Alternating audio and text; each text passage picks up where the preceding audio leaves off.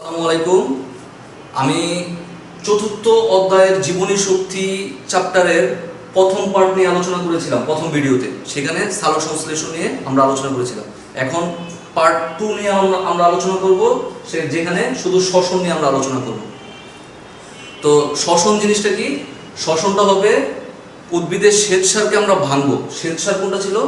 গ্লুকোজটা ছিল, তাই না? C6H12O6। এই গ্লুকোজটাকে আমরা ভাঙবো। কিভাবে ভাঙবো? গ্লুকোজটাকে আমরা অক্সিজেনের উপস্থিতিতেও ভাঙতে পারি, অক্সিজেনের অনুপস্থিতিতেও ভাঙতে পারি। ঠিক আছে? গ্লুকোজটা অক্সিজেনের উপস্থিতিতে কিংবা অনুপস্থিতিতে বিভিন্ন এনজাইমের সাহায্যে ভাঙবে। ভেঙে কি উৎপন্ন করবে? ভেঙে উৎপন্ন করবে কার্বন ডাইঅক্সাইড, ওয়াটার এবং শক্তি। এই জিনিসটাই হচ্ছে শ্বসন। তার মানে যে প্রক্রিয়ায়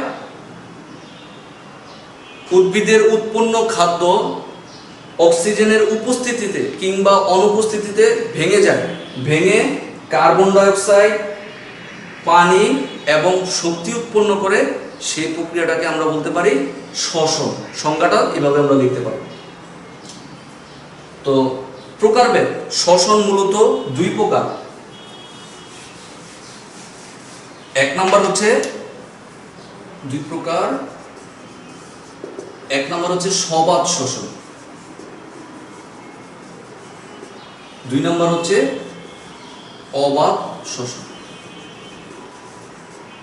শ্বসন দুই প্রকার। এক নাম্বার হচ্ছে সবাত শ্বসন এবং পরেরটা হচ্ছে অবাত শ্বসন। তো সবাত শ্বসন জিনিসটা কি আমরা একটু দেখি। সবাত শ্বসনের স্ট্রাকচার কেমন হবে? C6H12O6। তার মানে গ্লুকোজ, উদ্ভিদের উৎপন্ন খাদ্য, শ্বেতসার জাতীয় খাদ্য, এটাকে ভাঙবে। কার মাধ্যমে ভাঙবে? অক্সিজেনের মাধ্যমে ভাঙবে।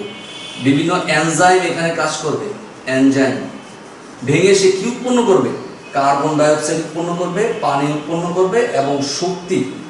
শক্তিটা প্রচুর পরিমাণ শক্তি উৎপন্ন করবে, প্রায় 686 কিলো ক্যালোরি পার মোল। এই হচ্ছে সবাত শ্বসন। অর্থাৎ যে প্রক্রিয়ায় উদ্ভিদের উৎপন্ন খাদ্য অক্সিজেনের উপস্থিতিতে, সবাত শ্বসন এবং অবাত শ্বসনের মেজর পার্থক্য হচ্ছে অক্সিজেনের উপস্থিতি আর অনুপস্থিতি। তাহলে উদ্ভিদের উৎপন্ন খাদ্য অক্সিজেনের উপস্থিতিতে বিভিন্ন এনজাইমের মাধ্যমে ভেঙে পানি এবং কার্বন ডাইঅক্সাইড উৎপন্ন করবে, সাথে বিপুল পরিমাণে শক্তি উৎপন্ন করবে। এই প্রক্রিয়াটা হচ্ছে সবাত শ্বসন। এই সবাত শোষণ কাদের হয়? সবাত শোষণ হয় সকল উদ্ভিদ এবং প্রাণীদের সবাত শোষণ ঘটে থাকে। তাহলে আমরা অবাত শোষণটা কি শিখব? অবাত শোষণ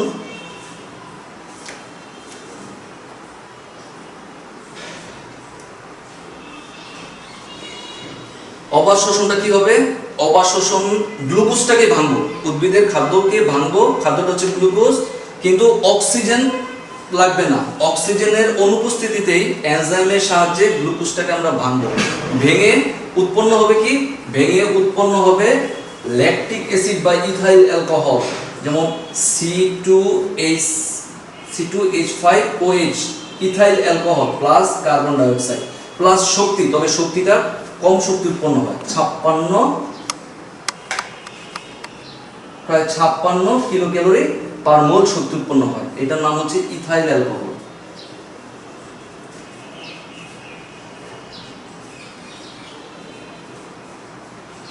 তাহলে অবাত শোষণের সংজ্ঞাটা কি? অবাত শোষণ হচ্ছে যে প্রক্রিয়ায় উদ্ভিদে উৎপন্ন খাদ্য গ্লুকোজটা এনজাইমের সাহায্যে ভাঙবে, অক্সিজেনের অনুপস্থিতিতে ভাঙবে, ভেঙে ইথাইল অ্যালকোহল বা ল্যাকটিক অ্যাসিড উৎপন্ন করবে, সাথে কার্বন ডাইঅক্সাইড থাকবে এবং সামান্য পরিমাণ শক্তি উৎপন্ন করবে। সেই প্রক্রিয়াটাকে আমরা বলতে পারি অবাত শোষণ। অবাত শোষণ কাদের হয়? অণুজীবদের, ব্যাকটেরিয়া, ইস্ট, এদের হয় অবাত শোষণ।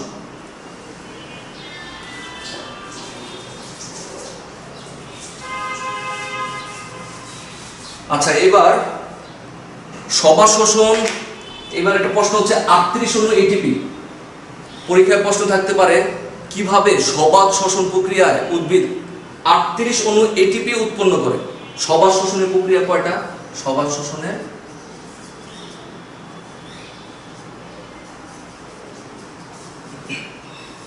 সবাত শোষণটা 4টা ধাপে শেষ হয়। এক নম্বর হচ্ছে গ্লাইকোলাইসিস, গ্লাইকোলাইসিস। 2 নাম্বার হচ্ছে অ্যাসিটাইল OA সৃষ্টি। 3 নাম্বার হচ্ছে ক্রেবস চক্র। 4 নাম্বার হচ্ছে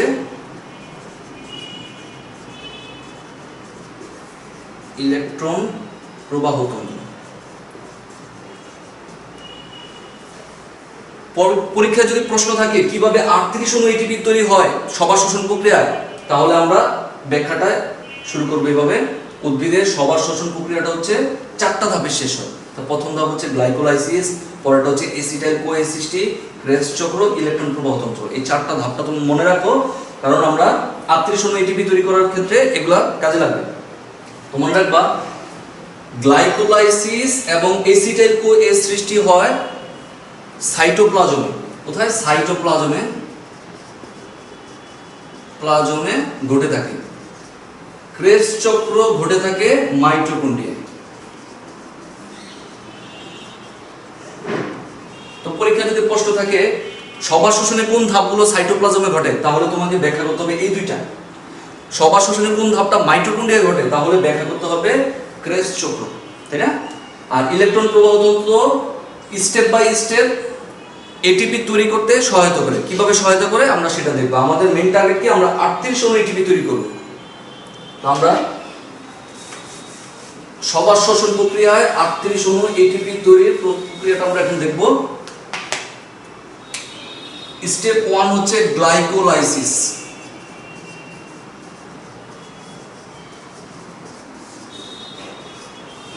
তো লাইসিস শব্দের অর্থ কি? লাইসিস মানে হচ্ছে ব্রেকডাউন, মানে ভেঙে যাওয়া। কি ভাঙবে? গ্লাইকো, তার মানে গ্লুকোজ ভাঙবে। তাহলে আমি গ্লুকোজের স্ট্রাকচারটা লিখি, C6H12O6। এই হচ্ছে গ্লুকোজ। গ্লুকোজটা ভাঙবে, গ্লুকোজ ভেঙে উৎপন্ন করবে পাইরুভিক অ্যাসিড। Pyruvic acid. আচ্ছা, গ্লুকোজ দেখো C6 6 কার্বন বিশিষ্ট, কার্বনের পরিমাণ হচ্ছে 6। পাইরুভিক অ্যাসিডে কার্বনের পরিমাণ হচ্ছে 3 কার্বন, C3। তার মানে 2 অণু পাইরুভিক অ্যাসিড উৎপন্ন হয়, 2 অণু পাইরুভিক অ্যাসিড উৎপন্ন হয়। তাহলে গ্লাইকোলাইসিস মানে গ্লুকোজটা ব্রেকডাউন হবে, গ্লুকোজটা ব্রেকডাউন হয়ে উৎপন্ন হবে পাইরুভিক অ্যাসিড। পাইরুভিক অ্যাসিড হচ্ছে 3 কার্বন বিশিষ্ট, তার মানে 2 অণু পাইরুভিক অ্যাসিড উৎপন্ন হবে। গ্লাইকোলাইসিসটা যখন ব্রেকডাউন হয়, ব্রেকডাউন হওয়ার সময় 4 অণু এটিপি সে অটোমেটিক তৈরি করতে পারে এবং 2 অণু এটিপি খরচ হয়ে যায়। তো গ্লাইকোলাইসিস হওয়ার সময় কি 4 অণু এটিপি উৎপন্ন হয় এবং 2 অণু এটিপি খরচ হয়ে যায়, সাথে 2 অণু NADH2 উৎপন্ন হয়।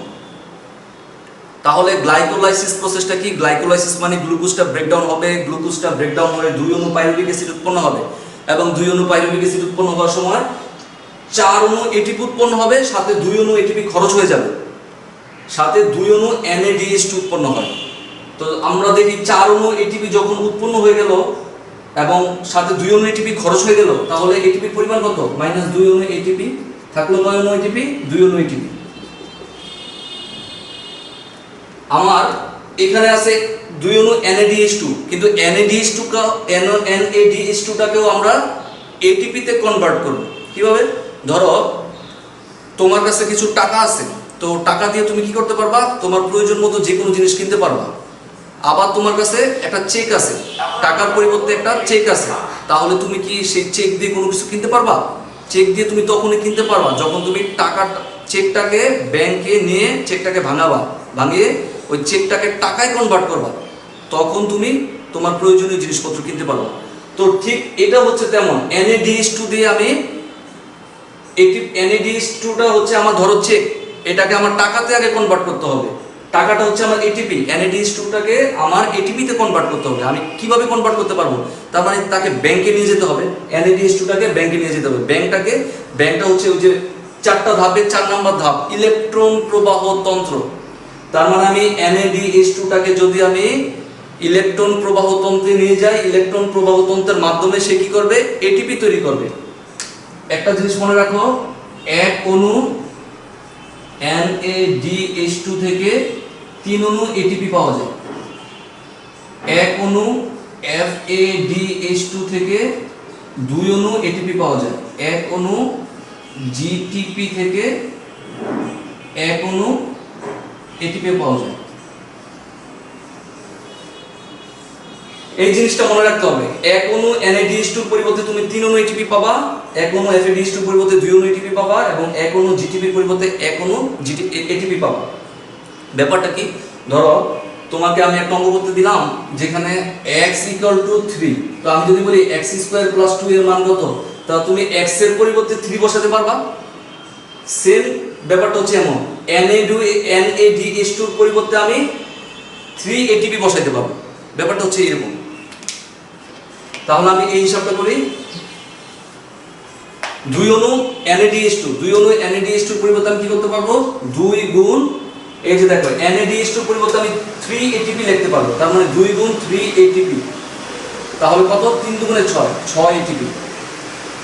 তাহলে গ্লাইকোলাইসিস প্রক্রিয়ায় তুমি এখন তোমার কাছে কয়টা এটিপি আছে দেখো, এখানে 6টা, এখানে 2টা, টোটাল কয়টা? 8 অণু এটিপি।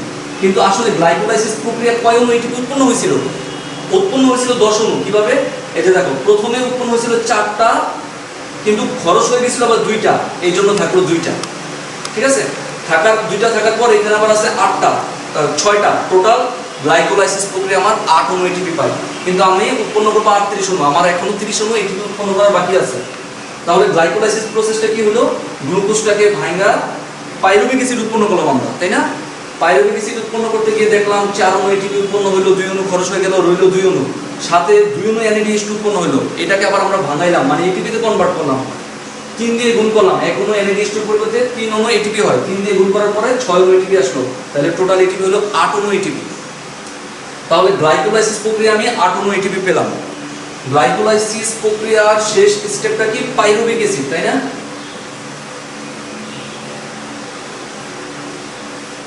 আচ্ছা, আমার 2 নাম্বার প্রসেসটা ছিল এসিটাইল CoA সৃষ্টি।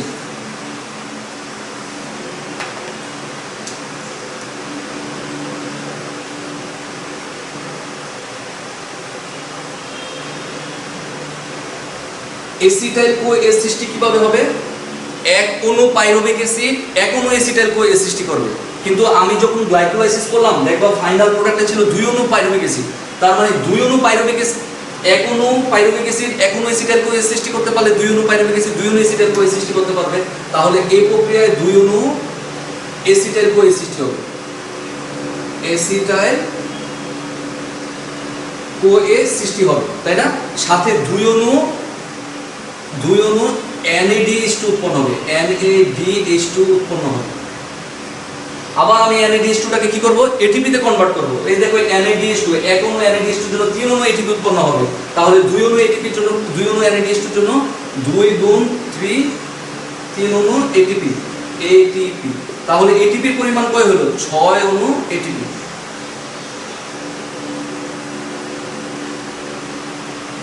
দুই অণু পাইরুভিক অ্যাসিড 2 অণু এসিটাইল CoA সৃষ্টি করে, 2 অণু এসিটাইল CoA সৃষ্টি করে এবং সাথে 2 অণু NADH2 উৎপন্ন করে। 2 অণু NADH2 থেকে আমরা 6 অণু এটিপি পাই। গ্লাইকোলাইসিস প্রক্রিয়ায় আমরা পেয়েছিলাম 8 অণু এটিপি। এসিটাইল CoA থেকে আমরা পেলাম 6 অণু এটিপি, তাই না? এবার আমি এসিটাইল CoA থেকে যাব ক্রেবস সাইকেল, ক্রেবস চক্র।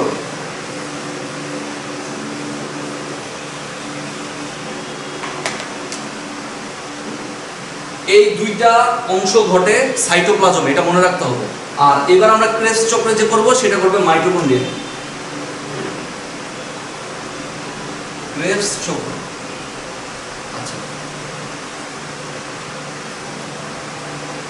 এবার আমাদের এসিটাইল CoA গুলা প্রবেশ করবে মাইটোকন্ড্রিয়া।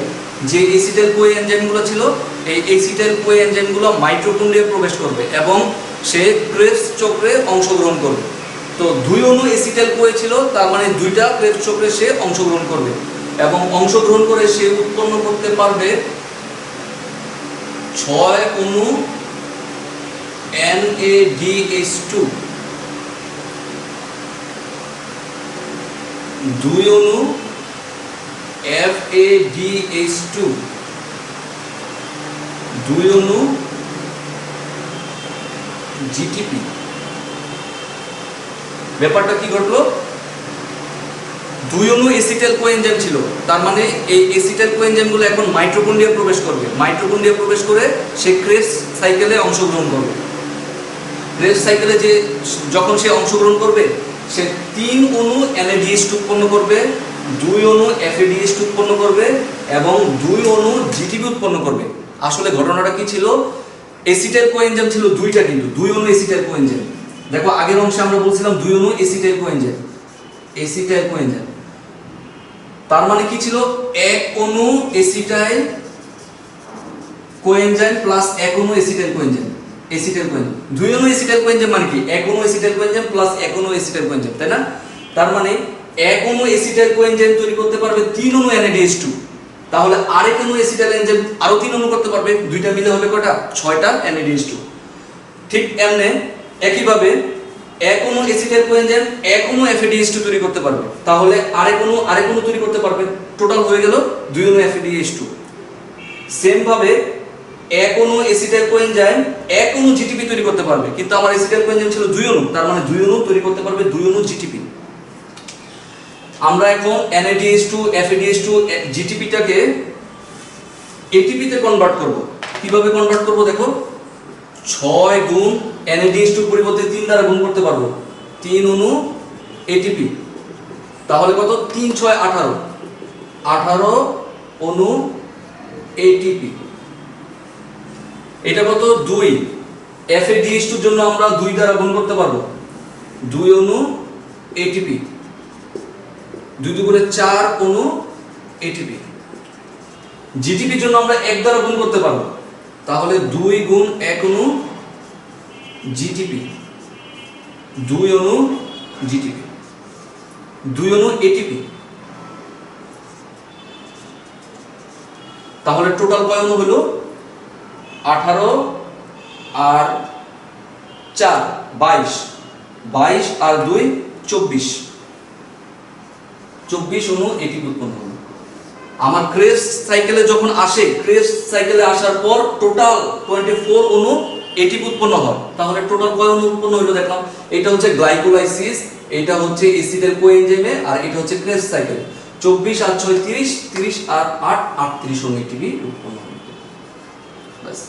যদি পরীক্ষায় আসে সবার শ্বসন প্রক্রিয়া কিভাবে 38 অণু ATP উৎপন্ন হয়, তার প্রসেস হচ্ছে এটা। আমার এই জিনিসটা মনে রাখতে হবে। যেখানে আমার 1 অণু NADH2 আছে, তারপরে বলতে আমি 3 অণু GTP লিখতে পারি, 1 অণু FADH2 থাকলে 2 অণু ATP লিখতে পারি, আর 1 অণু GTP থাকলে 1 অণু ATP লিখতে পারি। 1 অণু NADH2 এর জন্য 3 অণু GTP না, 3 অণু ATP। আচ্ছা, এই জিনিসটাই আমি একটা ছকের মাধ্যমে দেখাচ্ছি এখন।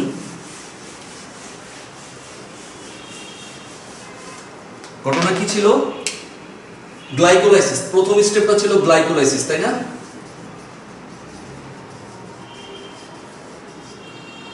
গ্লাইকোলাইসিস থেকে পাইরুভিক অ্যাসিড উৎপন্ন ছিল, তাই না? কয় অণু পাইরুভিক অ্যাসিড ছিল? 2 অণু। তাহলে আমি এখানে লিখলাম পাইরুভিক, একটা পাইরুভিক আর একটা পাইরুভিক।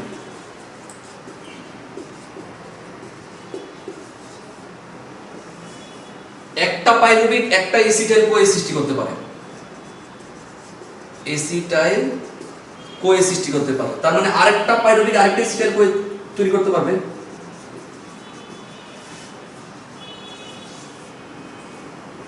একটা এসিটাইল কোয়ে একটা ক্রেবস সাইকেলে অংশগ্রহণ করতে পারে। তার মানে আরেকটা এসিটাইল কোয়ে আরেকটা ক্রেবস চক্রে অংশগ্রহণ করতে পারবে এবং টোটাল 38 অণু ATP উৎপন্ন হবে। দেখবা গ্লাইকোলাইসিসটা যখন ছিল 4 অণু এটিপি উৎপন্ন করে 2 অণু খরচ করে ফেলে, থাকে কয় অণু? 2 অণু। এবং NADH2 উৎপন্ন হয় কয়টা? NADH2 উৎপন্ন হয় 2টা, 3 দুগুণে 6টা, 6টা এটিপি। তার মানে টোটাল হচ্ছে 8টা এটিপি হয় গ্লাইকোলাইসিসে। এবার পাইরুভিক অ্যাসিডে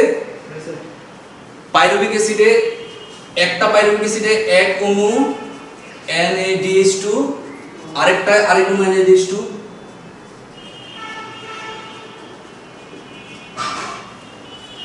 এবার অ্যাসিডের কোয়ে সেম জিনিস, এক অণু NADH2, এক অণু NADH2।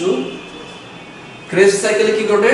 ক্রেস্ট সাইকেলে ঘটে এখানে 3 অণু NADH2, এক অণু GTP, এক অণু FADH2। সেম এই জায়গায় আরেকটা ঘটবে, 3 অণু NADH2, এক অণু GTP, এক অণু FADH2। এবার যদি তুমি NADH2, GTP, FADH2 কে সবগুলোকে কনভার্ট করো, দেখবা টোটাল 38 অণু এটিপি আসবে। এই হচ্ছে টোটাল আমার সবার শ্বসন প্রক্রিয়া কিভাবে 38 অণু এটিপি আসে। শেষ কোশ্চেনটা হচ্ছে আমার শ্বসনের গুরুত্ব।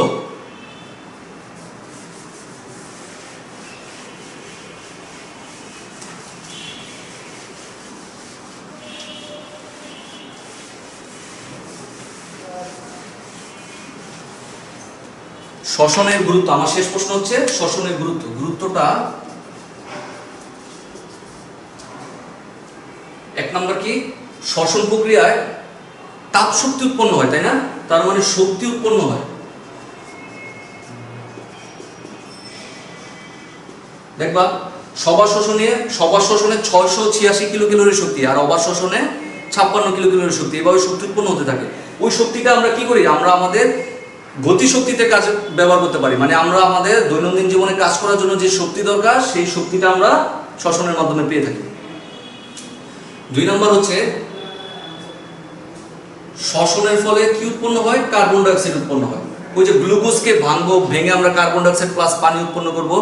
শ্বসনের ফলে যদি কার্বন ডাই অক্সাইড উৎপন্ন হয়, এই কার্বন ডাই অক্সাইড, তার মানে উদ্ভিদ খাদ্য তৈরি করার জন্য কি দরকার? Carbon die oxide. এই কার্বন ডাই অক্সাইড ব্যবহার করে উদ্ভিদ খাদ্য তৈরি করতে পারবে। খাদ্য তৈরি করতে পারবে। শ্বসন প্রক্রিয়ায় যে কার্বন ডাই অক্সাইড উৎপন্ন হয়, সেই কার্বন ডাই অক্সাইড ব্যবহার করে উদ্ভিদ তার খাদ্য তৈরি করতে পারবে। 3 নম্বর হচ্ছে শ্বসন প্রক্রিয়ায় উদ্ভিদের খনিজ লবণ পরিবহনে সহায়তা করে। খনিজ লবণ পরিবহনে সহায়তা করে।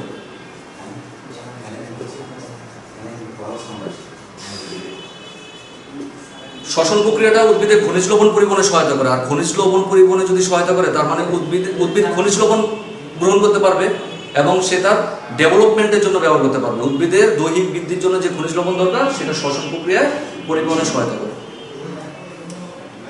তারপর হচ্ছে শ্বসন প্রক্রিয়ায় ইথাইল অ্যালকোহল উৎপন্ন হয়, তাই না? দেখবা অবাধ শ্বসন প্রক্রিয়ায় ইথাইল অ্যালকোহল উৎপন্ন হয়। ইথাইল অ্যালকোহল, এই ইথাইল অ্যালকোহলকে ফার্মেন্টেশন প্রক্রিয়া আমরা অ্যালকোহলে কনভার্ট করতে পারি। মানে ইন্ডাস্ট্রিতে প্রচুর পরিমাণে অ্যালকোহলের ব্যবহার হয়, এই অ্যালকোহলটা আমরা ফার্মেন্টেশন প্রক্রিয়ায় ব্যবহার করতে পারি, যেটা আমরা শ্বসনের ফলে পেতে পারি। তারপর ইস্টের শোষণে কি ঘটে? ইস্টের শোষণের ফলে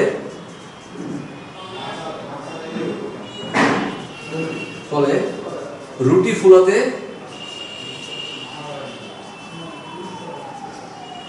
সহায়তা করে। কেক, রুটি, এসব জিনিস যে আমরা ফোলাতে সাহায্য করি, সেগুলা ইস্টের শোষণের ফলে হয়, কারণ ওইখানে কার্বন ডাই অক্সাইড উৎপন্ন হয়। ওই কার্বন ডাই অক্সাইড এগুলা ফোলাতে সহায়তা করে। তাছাড়া ইস্টের শোষণের ফলে অ্যালকোহল তৈরি করা যেতে পারে।